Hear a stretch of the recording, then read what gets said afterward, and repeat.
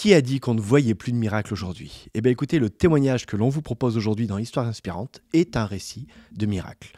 Aujourd'hui, j'ai la joie d'accueillir Thierry qui nous partage son histoire inspirante.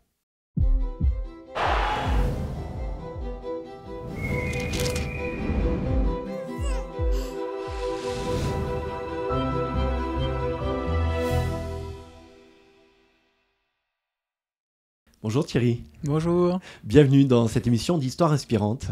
Merci. Alors, je ne te connais pas beaucoup. On s'est croisés quelques fois à l'église de Montpellier. C'est vrai. Mais quelqu'un de bien intentionné m'a dit que ça serait chouette si tu pouvais venir dans cette émission. Et je t'ai contacté il y a très peu de temps et tu as accepté de relever ce défi, de parler de toi.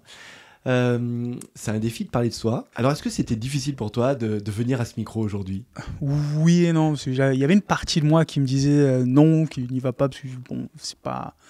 Et puis une autre que oui, qui me dit que c'est quelque chose qu'il faut y aller, parce que je sais pas, peut-être que mon histoire pourrait peut-être toucher quelqu'un, et qui sait, peut-être ouvrir la Bible, ou alors venir voir commencer un culte adventiste.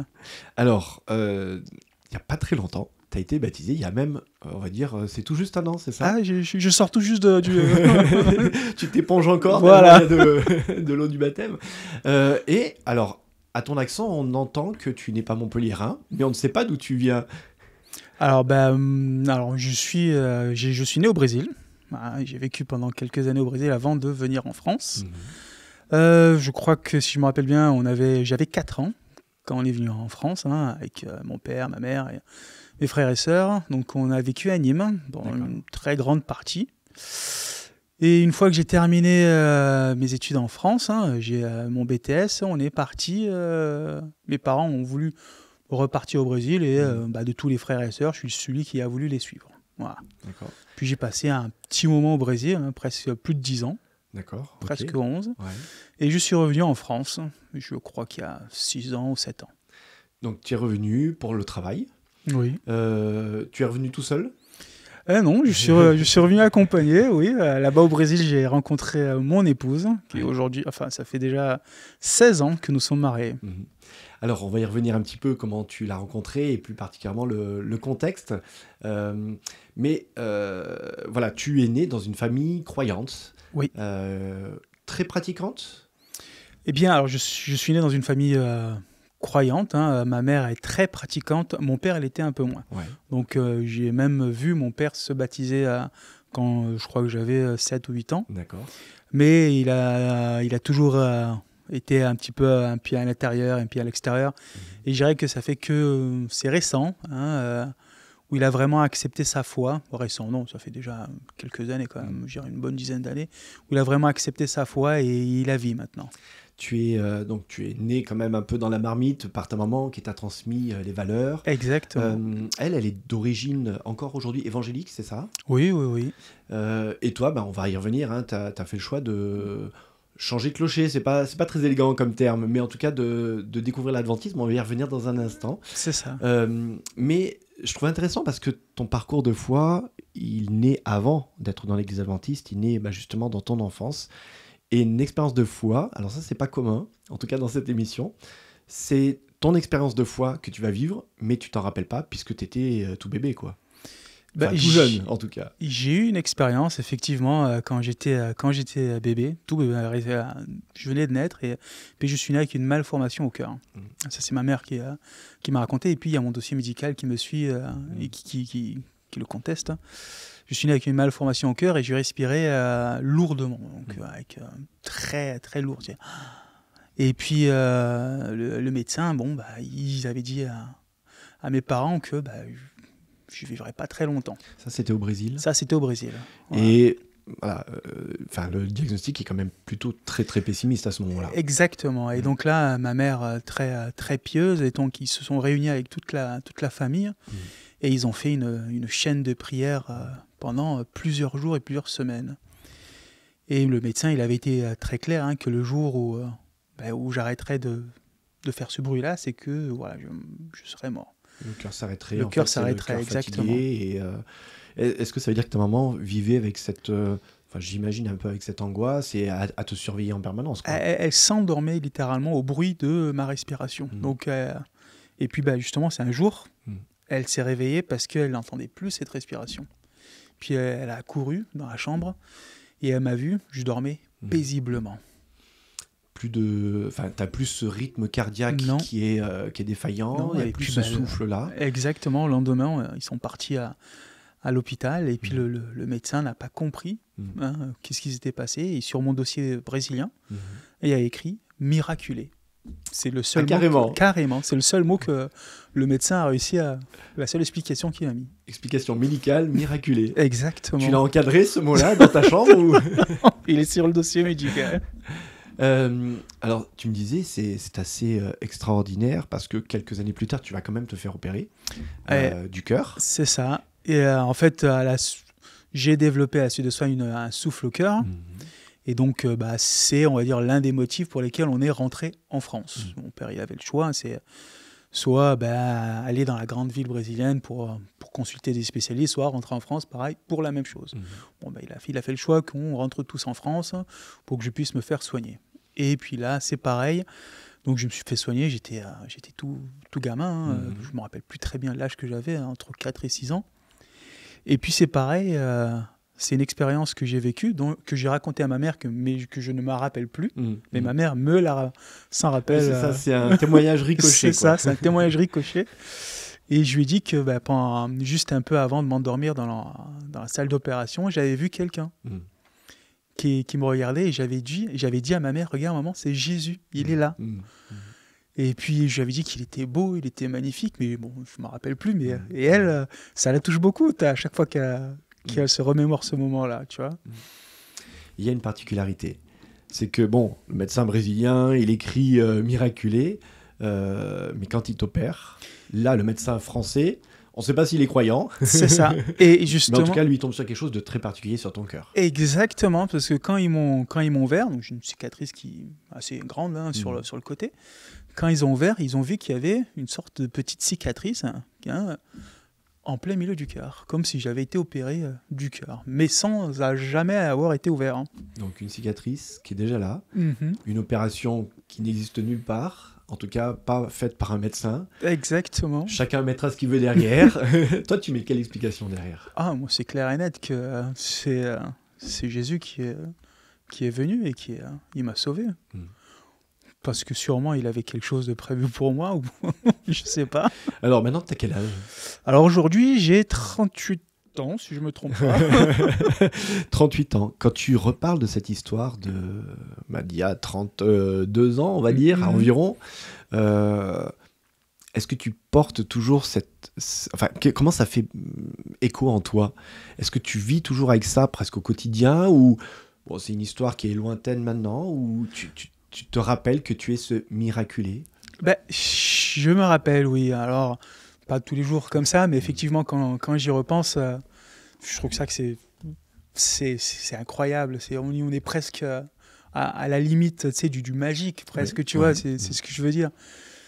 Intervention surnaturelle, surhumaine, en tout cas. Exactement, tu vois, et ça m'a toujours épaté, tu vois. Et puis, ça laisse le champ à d'autres pensées, tu vois. Comment ça serait s'il était là, ou si on pouvait discuter, etc. Tu vois. T'as déjà raconté cette histoire à des collègues, à des amis non-croyants ? Oui. En tout cas, ils vont t'entendre aujourd'hui, hein, je leur dis. Non, mais ça, j'ai pas... Alors, faut que la personne soit bien proche de moi quand un truc, mais oui, quand j'ai jamais eu de problème à... Et comment ils ont réagi quand tu dis que tu es un miraculé ? Il y en a qui respectent. Ouais. Avec un doute. Parce qu'ils t'aiment bien. Parce qu'il y a un doute. D'autres qui sont sceptiques sur l'idée de... Voilà. Mais on va dire, il n'y a personne qui a été... personne n'a été négatif à ce que j'ai raconté. Est-ce que tu as eu le sentiment que ça a aidé des gens dans leur foi, de cette expérience-là ? Je l'espère, déjà. C'est l'idée. Quand on raconte quelque chose qu'on a vécu comme ça, c'est toujours pour que la personne puisse s'imaginer et puisse être... toucher et venir, qui sait. Mais je ne saurais pas te dire si ça les a vraiment impactés, quoi. Et est-ce que toi, dans ton parcours de foi, cet épisode-là va faire que tu vas rester croyant dans ta vie? Il y aura toujours Jésus quelque part, plus ou moins loin, mais il sera toujours là. Est-ce que tu penses que ça a joué? Ah, ça a joué au début, bien sûr, quand avec mes parents, on allait souvent à l'église, on allait souvent faire aussi il y avait des conventions, je les accompagnais, etc. Donc j'étais l'un des qui les accompagnait le plus souvent. On y allait, etc. Donc ça a duré un petit moment. Et puis, bon, après, je suis rentré à l'adolescence. On va dire que je me suis un petit peu écarté. Je voulais plus trop aller à l'église, etc. pendant pas mal d'années. Tu prends la distance de l'église. Et puis, la première fois que tu entends le mot adventiste, c'est à l'université, c'est ça? C'est ça. Alors, à ce moment-là, j'étais au Brésil. J'étais au Brésil à la fac de lettres. Et puis, il y avait le prof qui nous avait annoncé qu'il y avait un examen le samedi. Et là, puis bon, moi je note et ça. Et puis, il y en a un qui lève la main. Professeur, je pourrais pas aller samedi parce que je suis adventiste. Je regarde, adventiste. Qu'est-ce que c'est que ça? Qu'est-ce que c'est ça, adventiste? Et puis le professeur, il comprend, je fais, bon, ben d'accord. Peut-être faire une parenthèse, c'est qu'au Brésil, il y a la loi qui permet, pour des gens qui sont de religion, de c'est pas... C'est ça. Au Brésil, il y a certaines lois qui protègent, on va dire les dogmes des différentes croyances. Des différentes croyances. Donc il y a ce jeune qui... donc là, objection. Il y a un examen. Donc s'il manque l'examen à cause justement de la religion, il a le droit de le repasser un autre jour. D'accord. Voilà, donc le prof fait ok, bah, tu passeras tel jour, etc. Et puis tout d'un coup, il y en a deux autres qui lèvent la main et qui disent ah mais nous, moi aussi je suis adventiste. C'est une maladie qui est contagieuse maintenant, qu'est-ce qui se passe? Et puis bon, j'étais presque en train de lever la main moi aussi. Moi aussi je suis adventiste. Et puis bah après. Mais non, tu ne l'étais pas. Hein, je ne l'étais pas, non. Et puis bah le soir, je suis rentré à la maison et puis j'ai parlé à ma femme. Bon, on avait 1 an de mariage et puis je lui dis j'ai rencontré des adventistes aujourd'hui. Hein, apparemment, ils vont à l'église le samedi. Et puis là, elle me sort, ah ben moi aussi, je suis adventiste. Comment tu réagis à ce moment-là? Je suis sérieux, puis bon, on a discuté un petit peu. Ouais. Après, j'ai toujours été très, très respectueux au niveau, c'est la religion.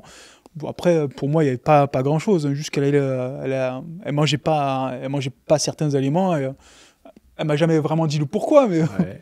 Et puis là, il y a l'église samedi. Bon, bah là, maintenant, j'ai compris. Tu veux dire qu'en fait, si je comprends bien, hein, chacun vous avez eu votre parcours de foi dans une église, chacun vous êtes éloigné de cette église, en gardant peut-être certains repères comme pour ton épouse. Vous vous êtes mariés, sans même jamais parler finalement de la foi, pas plus que ça, pour au bout d'1 an de mariage découvrir que en fait chacun, vous avez votre expérience de foi. On savait que l'autre était chrétien parce qu'on priait, etc. Ah, vous priez quand même, d'accord. Mais on fréquentait pas aucune église. On n'a jamais parlé de la religion de l'un de l'autre. C'était plus un sous-entendu. Et c'est justement quand on a évoqué ce sujet-là que on a appris, etc. Avec la religion l'un de l'autre. Est-ce qu'à ce moment-là, tu t'es dit tiens, moi aussi pour éviter les examens le samedi, je vais devenir adventiste ou... Non, ça m'est passé, mais non. D'accord. Ça m'est passé la tête, oui. Qu'est-ce qui a fait que tu te rapproches de l'église adventiste? Bien, j'ai eu une avant... Alors, peut-être pas de l'église adventiste, mais... Ouais. Revenir à la foi. Revenir à la foi, on était encore au Brésil. Et là, j'ai eu une expérience assez compliquée. Ma femme, elle est... Alors, le truc bête, hein, elle a avalé un morceau d'haricot, mais sauf qu'il a été se loger dans les poumons. Elle a toussé ce moment-là. Et puis, donc, elle n'avait pas remarqué sur le moment-là. Et puis, quelques heures plus tard, elle a dit, je crois qu'il est passé dans les poumons. Et puis, bon, on a continué. J'ai marqué un rendez-vous chez le médecin, etc. Puis, quelques heures plus tard encore, le lendemain même, je dirais, on a été faire les examens, etc. Et puis, elle m'avait dit, avant qu'on aille faire les examens, elle a dit, je pense qu'il est plus dans les poumons. Puis on a été faire des radios et effectivement, il n'y avait plus rien dans les poumons. Mais malheureusement, le mal était déjà fait. Parce que le Brésil, c'est très chaud et puis le truc, il s'est ultra développé. Donc ça a fait une sorte de pneumonie violente. Donc ça, c'était le jeudi. Et puis le vendredi. Le samedi, elle tousse un petit peu. Bon, rien de méchant. Elle fait avec un mal de la gorge. Le dimanche, elle pouvait plus se lever. Un truc très violent. Et puis, alors, le lundi, on va à l'hôpital en urgence. Et puis Et puis là, le médecin, il a vu arriver, alors elle était très très faible, elle n'arrivait pas à se lever, presque rien du tout.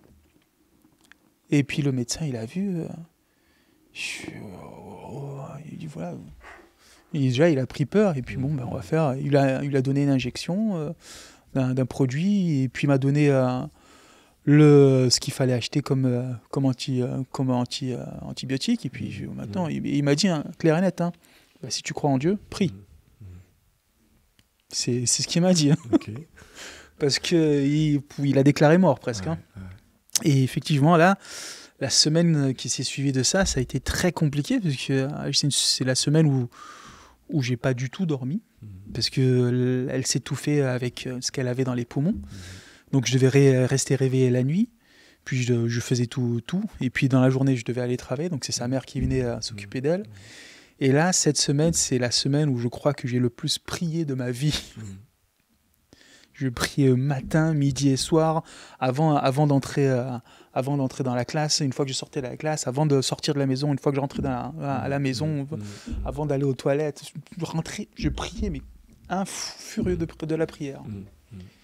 Et puis là, oui, j'ai remarqué que si j'avais pas prié, je pense que je l'aurais pas tenu. Tu vois, parce que c'est ces moments-là, tu vois, où je me rapprochais de Dieu, qui me faisait tenir. Comment elle a vécu ce temps-là? Alors elle a vécu comme... Elle s'en rappelle pas. Ouais. Alors elle sait qu'elle a été très malade, elle a eu beaucoup mal, mais pour elle était comme dans une sorte d'un monde parallèle, tu vois, elle se rappelait. C'est très vague, ses souvenirs à elle. Est-ce que tu peux dire que cette expérience-là, alors elle s'en sort, il faut quand même le dire, est-ce que cette expérience-là, pour toi, ça te rapproche, ou ça, entre guillemets, est-ce que tu as le sentiment que Dieu est en train de te dire, hé, reviens à moi un peu? Parce que tu l'as dit, tu étais en prière, mais en même temps, vous n'aviez pas de vie ecclésiale, vous n'aviez pas de vie d'église engagée. Exactement, on n'avait pas de vie engagée, etc. Et oui, alors je ne sais pas si je l'ai pris comme pour faire attention, mais je l'ai pris plutôt que, même si moi, je l'ai abandonné, lui, il ne m'a pas abandonné. Je l'ai pris comme ça. Et ça, c'est... Est-ce que pour toi, ça a été le point de départ? C'était le point de départ pour revenir. Ouais. D'aurait quelque chose. Ouais. Là, vous êtes au Brésil, à ce moment-là. Ouais. Vous revenez en France? Presque. C'était juste, je crois, quelques années après. C'était sur la fin du Brésil, je crois. À Lyon, puis à Nîmes. C'est ça. Aujourd'hui, tu es à Montpellier. Enfin, vous êtes à Montpellier. Comment cette reconnexion à la foi, alors quand je dis la foi, c'est l'engagement ecclésial, on va dire ça plutôt comme ça, parce que la foi, tu n'as jamais quitté, vous n'avez jamais quitté. Mais voilà, entre oui, je suis chrétien et non, je suis engagé dans une église, comment tout d'un coup ça se remet en place quelque part? En fait, je voyais ma femme qui regardait le culte sur Internet. Ouais. Et puis, elle avait commencé à regarder le culte sur Internet, donc moi aussi je regardais de temps en temps, etc. Puis quand on est venu à Nîmes, alors je l'ai un peu poussé alors ça a été une sorte de... Elle avait une corde d'un côté et moi de l'autre, on tirait parce qu'elle n'avait pas trop envie. Puis j'ai réussi à la convaincre d'aller un peu à Nîmes. Mais juste après, on a déménagé à Montpellier. Donc là, ça a été de nouveau le tirage de corde pour que moi, je voulais y aller. Mais elle avait un petit pied en arrière quand même. Hein. Et toi, tu voulais aller où? À l'église d'Adventiste. C'est quand même... Enfin, excuse-moi. Là, les examens, ils étaient finis. Ils étaient finis. C'était quoi l'avantage de devenir adventiste? Pourquoi est-ce que toi, tu voulais aller chez les adventistes et pas dans une église évangélique, alors qu'elle, finalement, elle était plutôt en mode non. Parce que les premiers les cultes que j'ai regardés avec elle sur Internet, je trouvais ça, on va dire, quelque chose qui m'attirait, tu vois. Ouais. Et puis, je voulais le voir en vrai. Je veux voir ce que c'est. Et puis là, puis on a tiré, et puis au bout de quelques semaines, j'ai réussi à convaincre, allez, on y va. Et puis là, ça a été un véritable coup de cœur. J'ai beaucoup aimé la première fois qu'on a été à Nîmes. Et ce qui m'a vraiment, on va dire, attiré, c'est l'école du sabbat. Quelque chose où tout le monde s'asseyait en petits groupes, et puis ils partageaient leurs idées qu'ils avaient lues durant la semaine. Sur un thème spécifique. J'ai trouvé ça incroyable. C'est quelque chose que malheureusement, il n'y a pas Dans le monde évangélique. Dans le monde évangélique. Ouais. Mhm. Et ça, je suis tombé amoureux de l'école du sabbat. C'était quoi? C'était l'école du sabbat? C'était le fait d'être en lien avec les gens, le fait d'étudier la Bible ensemble? Tout. C'était l'ensemble? Tout. Ouais. C'était ça, ils avaient tous étudié, et puis moi je regardais, vu que j'avais pas étudié. Ouais. Je connaissais j'ai lu la Bible quand j'étais gamin, donc j'avais T'avais les notions. J'avais presque tout oublié, donc je savais plus rien. Et puis je voyais, il y avait le moniteur qui parlait, qui les aiguillait. Et puis les gens qui parlaient, chacun avait des idées différentes sur des thèmes. C'était les mêmes thèmes, les mêmes écrits, mais chacun avait eu un petit truc différent. Et puis ça se complétait. Ouais. Et j'ai trouvé ça magique, quoi. Tu tombes. Est-ce qu'on peut dire que tu es tombé amoureux de la parole et d'études de la parole? Ah, littéralement. Après ça, tu vois, j'ai commencé à lire la Bible, mais à fond. Tu vois. Et puis, pareil, à étudier, etc. Et puis, j'ai téléchargé l'application, je faisais l'application et tout ça. Et puis, un jour, j'arrêtais pas de répondre à Montpellier, à l'animateur de la classe. Ouais. C'était Armand qui animait. Et puis, il a vu que j'étais intéressé. Et alors, il s'est assis à côté de moi. Et puis, il m'a tout doucement, en secret, comme s'il essayait de vendre un produit illégal, tu vois. Est-ce que tu veux faire une étude biblique?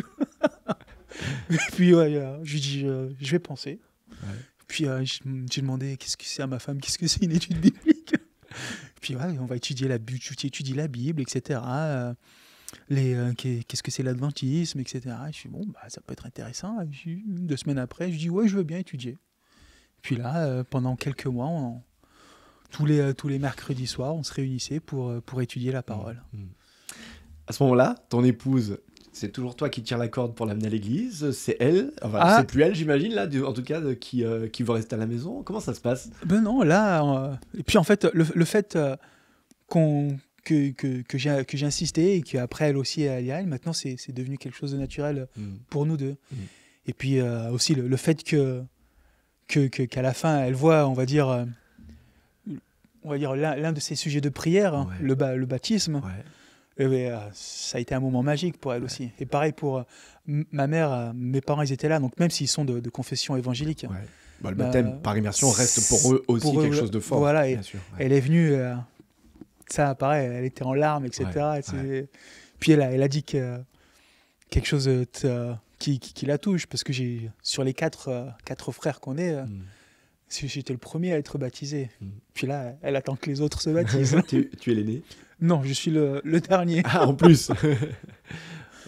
Quand tu regardes ce parcours de foi avec ce qu'on a dit, ton enfance, le premier contact avec l'adventisme, l'expérience avec ton épouse qui manque de mourir et cette intensité de prière que tu vas vivre, aujourd'hui, c'est quel regard que tu portes sur tout ce qui s'est passé?